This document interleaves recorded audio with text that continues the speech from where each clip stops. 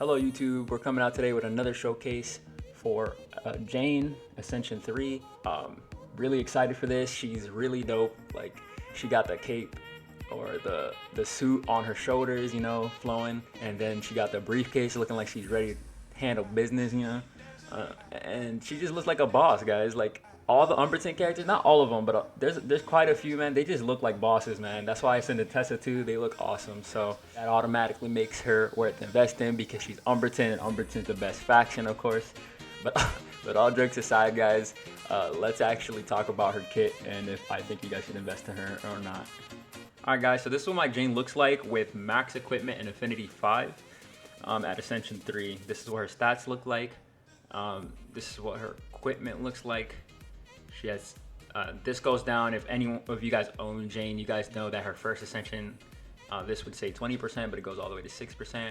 And we can go over that real quick because that's her first Ascension, and I think a very important thing to go over because it makes a huge difference, guys. Once you get a boss really low or a trash mob really low, without getting your equipment all the way up, the highest you can get to is 40%, as opposed to the highest you can get to with the max equipment is 150%. Makes a huge difference.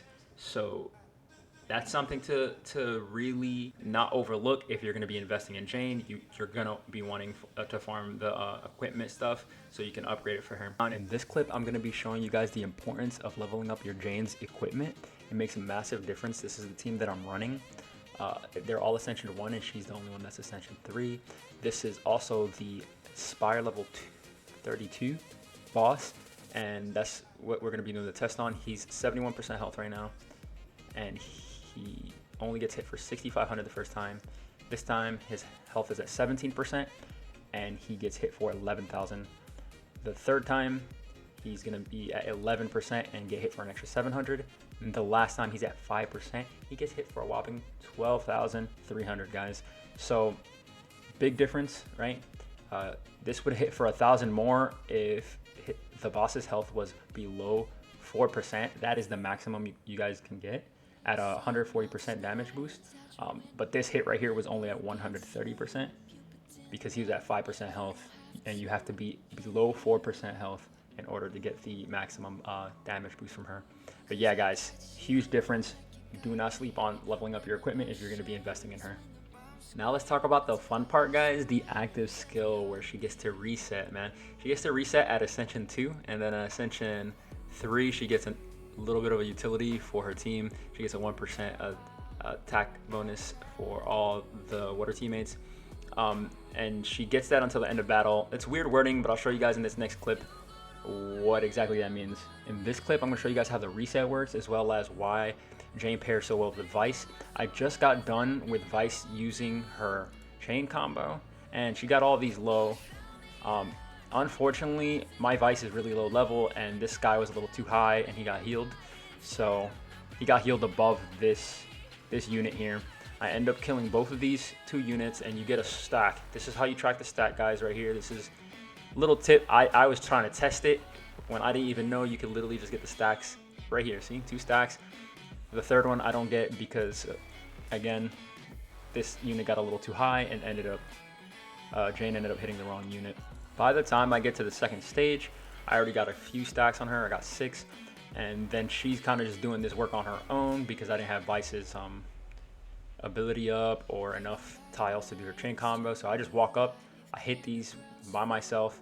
Oh, actually, I do use the Vice active. The Vice active helps get a little lower, so I can execute at least 2 of them. Again, if my Vice was leveled up, I think this guy right here would have also died, and that would have been 3 stacks right there. And you guys can see these keep stacking.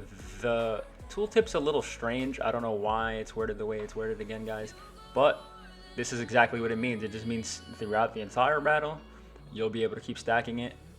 I guess the game thought you would confuse yourself and think that these stack to the next time you're going to be playing the game or something, but they worded it that way. So this is what it means, guys. It doesn't drop off after every round, so you're good to keep stacking this throughout the whole game, even if you don't get kills.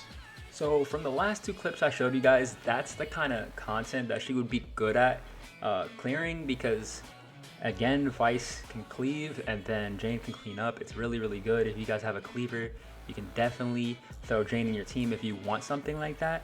But that's just, Jane is just like an extra, so you can do stuff like that. Because for bosses, especially bosses like the one in floor 43, I don't think she'll be able to clear it, guys. So she's gonna have to be like one of your sixth characters, you know, like a bench character that you use for fun. I do not recommend really putting her on your main DPS team, just because you're gonna need harder hitting units for bosses. Seeing as though like most of the other content that I've done before floor 43, like all this content here, guys, below floor level 43 is very easily clearable with an underleveled team. You don't even have to have amazing units. Like, these units are pretty good, but they're all underleveled besides Jane. So you can see how easy I autoed half of these stages, to be honest. So I'm not gonna say don't build Jane for floor 43, but I don't think she'll be the best. She's better than Vice, because if you have someone else that's a boss killer, Jane will do more damage as the bosses get low. So that would be good if you can last long enough with another really good boss killer. So I will say Jane is probably better than Vice at killing bosses, especially those two, because there's two different ones. Jane will be targeting the lowest one, which is what you want to do in floor 43, and Vice will be targeting them at random with her active. So I would lean more towards Jane in that situation. I will be doing a attempt to clear floor 43 video with Jane after I invest in all the other characters, of course, because they're way too low to try that level right now. I would probably need at least Phyllis-Eye, because the bosses hit way too hard. You would need Phyllis-Eye all the way at Ascension 3. And then maybe the next DPS that I would have would definitely need to be Ascension 3 to hit hard as well. So I don't think the converters would matter as much, even though they're really, really good. I would probably just get them to Ascension 2 and level them up almost close to Ascension 3. And that's kind of like what you would want your team at for that floor, guys. But that's going to be the end of the video, guys. Please comment down below if you guys own Jane, or if you're planning on investing her, what your thoughts are on Jane or any team comps for her. I'm very interested because I love Jane. So please comment down below, and if you guys did enjoy the content, like or subscribe, or do anything to support the channel if you guys want, and have a great day.